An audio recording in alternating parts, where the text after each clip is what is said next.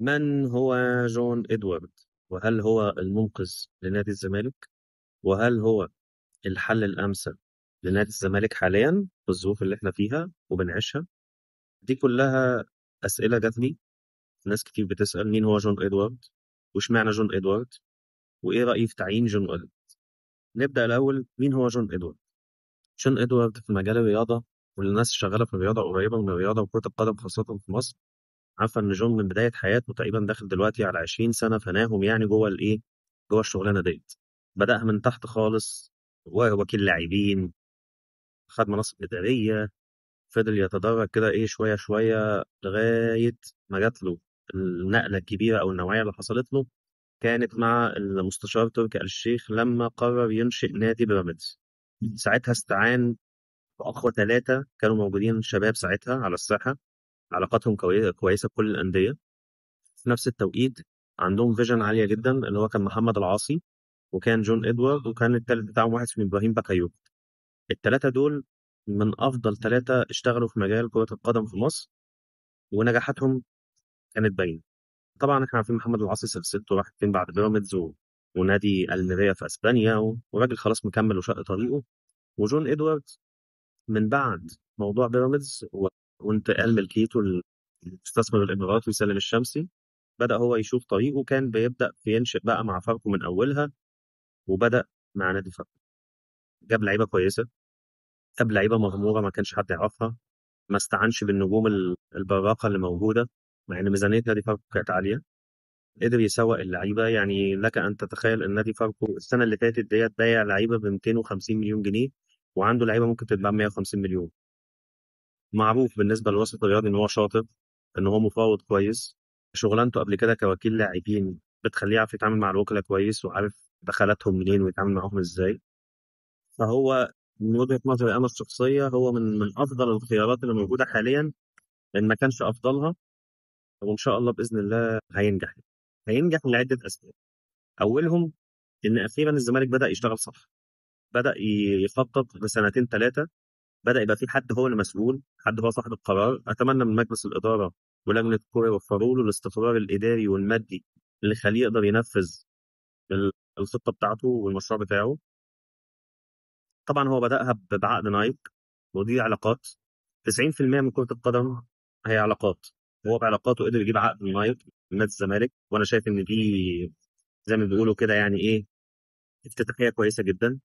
في اسئله بقى جات لي، طب ازاي الزمالك يتعاقد مع جون ادوارد؟ ده اهلاوي، ده كان شغال مع محمد العاصي، ده كان مش جون ادوارد زملكاوي جدا، واللي عارفه عارف ان هو زملكاوي زملكاوي زملكاوي.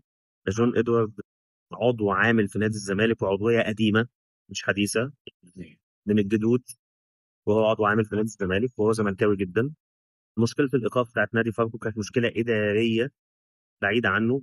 بالعكس انت ممكن تاخدها هو ازاي يتعامل مع مشكلة ايقاف القيد في نادي فاركو. نادي فاركو ما تهزش خالص في مشكلة ايقاف القيد، وبدأ يعتمد على الخط التاني، وبدأ يعتمد على ناشئين، وبدأ يعتمد. هو عنده فيجن عالية جدا في موضوع اللعيبة، وبيقدر يسوق لعيبة. قدر يبيع محمود جهاد للزمالك، قدر يبيع سيفتيري، قدر يعني عنده نجاحات يقدر يستند عليها ويبني عليها ان هو السي في بتاعه قوي. هو ما كانش ليه علاقة بإيقاف القيد، بالعكس هو قدر يتعامل مع إيقاف القيد. قدر يعتمد على احمد خطاب المدرب اللي محدش كان، هو كان مساعد لالميدا. احمد خطاب بالمناسبه برضه زملكاوي يعني. سبحان الله، يعني كل ما هو ناجح هو زملكاوي.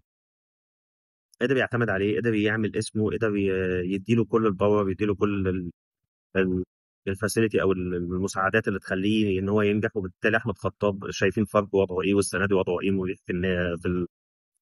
في الدوري. في نفس التوقيت هو مش من الانديه اللي بتصرف ميزانيات عاليه جدا، بس هو عنده العين اللي بتقدر تجيب لعيب. طيب حط كل الكلام ده على جنب، طب هل نجاح فاركو بيحتم نجاحه جوه نادي الزمالك؟ استحاله طبعا. نجاح في الانديه اللي ما لهاش شعبيه، ان الانديه اللي ما لهاش جماهير، بيبقى سهل. ليه سهل؟ لان هو ما عندوش ضغوط اعلاميه، ما عندوش ضغوط جماهيريه، ما عندوش ضغوط منافسه بطولات، ما عندوش حاجات كتير. فبتدي له امكانيه ان هو يقدر ينفذ فكرته من غير تدخلات.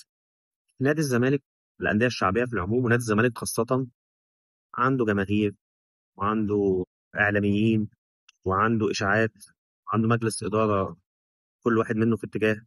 عنده لجنه كوره زملكاويه جدا، بس الله اعلم هتقدر تستمر في عطائها لنادي الزمالك ولا لا، لان هي الامل الوحيد دلوقتي لنادي الزمالك.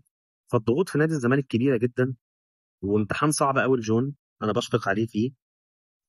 انا بالنسبه لي لو قدر يطبق جزء معين من الاستراتيجيه بتاعته، ان هي تبني نادي الزمالك خلال سنتين ثلاثه يبقى نادي ستاند الون معتمد على نفسه، عقوده كلها 5 سنين وست سنين مش 3 سنين، يعني مش سنه ولا اللعيبه كلها بتاعت كل الوكلاء بيكلموها، قصه عدم الاعتماد على وكيل واحد.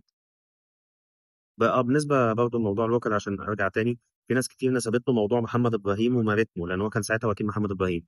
لو رجعنا للاحداث، جون فسخ تعاقده مع محمد ابراهيم بسبب مشكله ماريتمو، ان هو كان مصمم ان هو يرجع مصر ويفسخ عقده مع ماريتمو، وهو كوكيله اعترض على الكلام ده، ومحمد ابراهيم ما سمعش كلامه، فهو فسخ التعاقد قبل ما محمد ابراهيم اصلا يسيب ماريتمو وينفذ اللي هو عمله ده. برضه يعني ايه بالنسبه للاحداث يعني.